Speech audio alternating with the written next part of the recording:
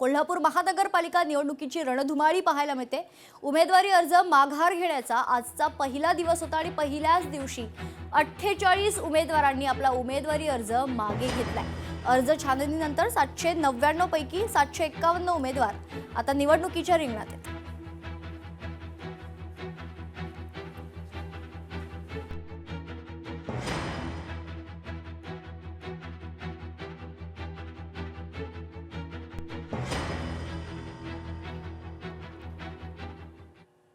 भिवंडी पालिकेत भारतीय जनता पक्षाने आपलं खातं उघडले। भारतीय जनता पक्षाचे उमेदवार सुमित पाटील बिनविरोध विजयी झालेत।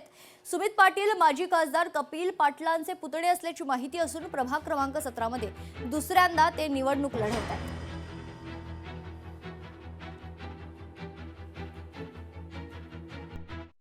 जनतेच्या आशीर्वादाने तर आज आनंद आहे, लोकांमध्ये उत्साह आहे आणि मला आनंद होतो की आजच्या दिवशी वर्षाचा पहिला दिवस आहे आणि पहिल्याच दिवशी भारतीय जनता पार्टीने खाता हा भिवंडी शहरामध्ये खोललेला आहे। या सर्व उमेदवारांनी मला सहयोग केलं, मला सपोर्ट केला आणि मला बिनविरोध निवडून दिलं आणि आज मी त्याच्या प्रभागातील जनतेला धन्यवाद देईन।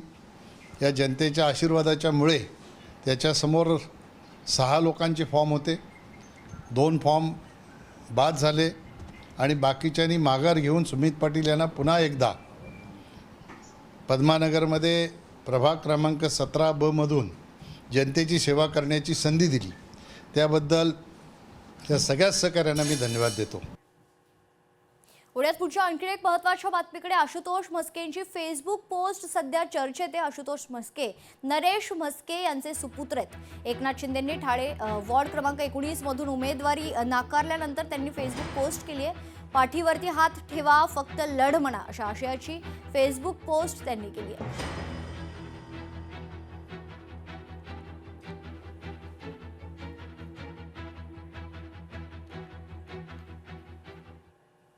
कोल्हापूर महानगरपालिका निवडणुकीत आता महायुती ॲक्शन मोडवर आल्याचं चित्र आहे। महायुतीच्या 81 उमेदवारांना नेत्यांनी आपला विजयाचा कानमंत्र दिलाय। महायुतीनं उमेदवारांसाठी कार्यशाळा घेतली। धनंजय महाडिक, मंत्री हसन मुश्रीफ, राजेश क्षीरसागर देखील यावेळी उपस्थित होते।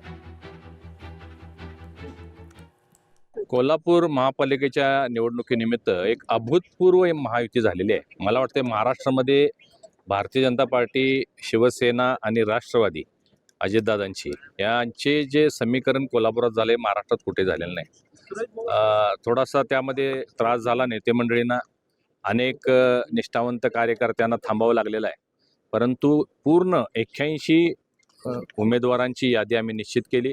त्याप्रमाणे अर्ज भरले गेलेले आहेत। काही आता लोकांनी जे इतर अर्ज भरले होते त्याची छान काढण्याची प्रक्रिया सुरू आहे, उद्यापर्यंत होऊन जाईल।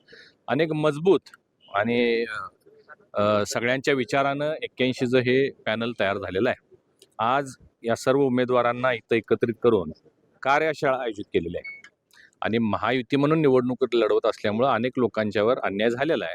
आम्ही या सर्व लोकांची दिलगिरी व्यक्त केलेली आहे। ज्यांनी अर्ज भरलेले आहेत, इतर अर्ज भरलेले त्यांची मनधरणी करण्याचं काम सध्या सुरू आहे।